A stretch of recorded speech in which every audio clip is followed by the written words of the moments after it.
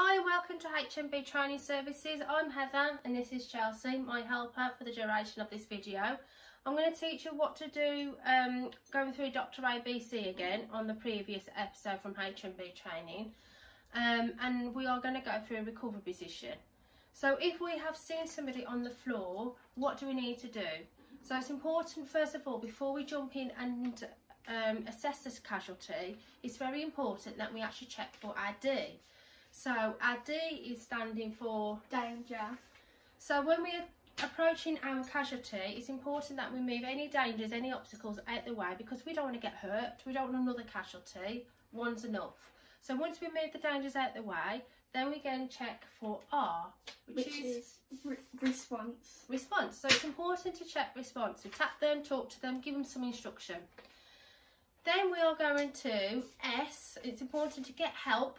So our S is shout.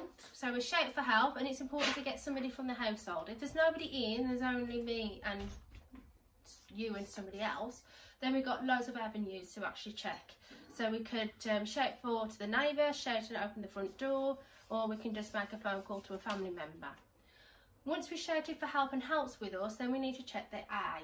And the A is airway. Airway. So we're checking for the airway, and we're checking if there's nothing inside. So make sure there's no obstacles in the way.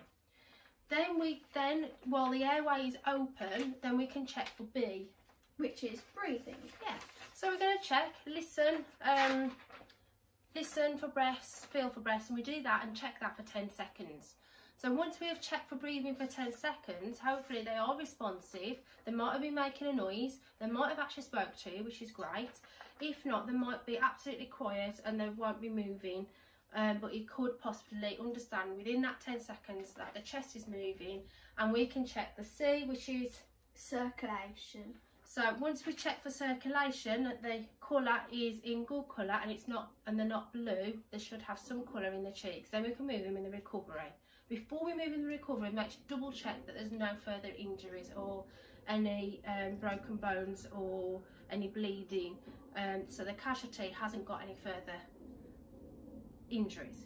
Then we can move them in the recovery position. So the recovery position, you've got two ways that we can remember this. We've got the funky dab, how we teach it in safe and sounds and when we are in the fire stations. So the funky dab is, we know the dab like so, but obviously we don't leave our hand here, we do a face slap. So we do the funky dab, and as we put this hand up to our head, we lift up the same leg, okay? So, like so. So when we're doing the funky dab, arm out the way, face slap, leg up. So how we remember it is, the other way is stop, leg up, face slap, then we can move them onto that side. So the first thing we need to do is check for dangers, clear the area. There might be a wire or a piece of glass or something or water on the floor, so it's important that we recognise dangers and if possible move them out the way. Then we're going to check response, and it's important that we get a reaction or some grunts or any movement from our casualty. So what we need to do is talk to them in their ear and give some response and see if they respond back. So Chelsea, can you hear me? Chelsea, if you can hear me, open your eyes. Chelsea, can you hear me?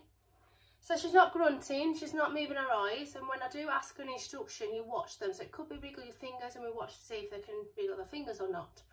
So they're not responding, so now it's important to shout for help. So you shout somebody in your household that can hear you and shout them and get their help to come and help you. Then we need to check the airways. So checking the airway, we would use our hands, chin and forehead and move the head back. So move the head and then forehead and chin and move the head back, open the mouth, and we're making sure there's nothing in their airway. Could be food, they could have choked, they could have got sick in there, so make sure there's nothing blocking their airway. Then I'm going to check the breathing, so we're going to listen for breaths on our cheek, look down and see if the chest is rising. We do that for 10 seconds. So listening, looking down and checking the chest. I can hear and I can feel her breathing correctly, and her chest is rising, and I saw that about 3 times within that 10 breaths. Then I need to, circulation's great, She's got colour and she's not blue or pale. So before we move them into recover position, we need to make sure there's no further injuries. So it's a quick head to toe survey, make sure there's nothing broken, no bleeding, and everything feels normal. So we look at the head and check for any blood or any deformities. Then we check the shoulders, that they're solid. Then we check the arms separately, and then we check them together. We make sure the chest is okay. Then we move down to make sure that the hips and the chest, that's okay and it's firm. Then, as we do with the arms and the legs are the same as the arms, and we check and pat down the legs and make sure that there's no deformity with either legs. I'm happy that she hasn't injured herself, and then I can move her in the recovery position. So the first thing we need to do on our funky dab is move the arm that's closest to me. So the arm that's closest to me, I'm going to stop. So this is the arm that's closest to me, and I move it out the way, so stop. Then I can move on the opposite side of the body.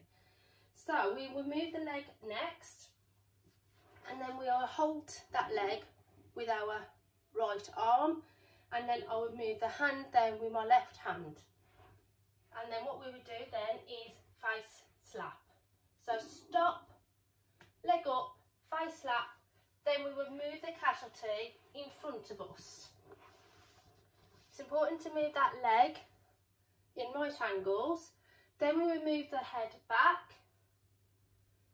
Then I will continue doing the Dr. ABC until the ambulance arrives. So after we've moved them in the recover position, call 999, then continually check for dangers, check that they're responsive, check that airways are okay, check the breathing, so we're constantly sitting with our hand in front of their face. So my hand in front of their face and checking that they are constantly breathing, and that's a constant check. So we're not going to check for danger, check response, and then go for the toilet and then come back down and check for the breathing. We're constantly sitting in front of them, checking the breathing and checking that they are got good circulation. Then we will sit there until the ambulance arrives and check that the casualty is okay. Thank you for watching. See you soon.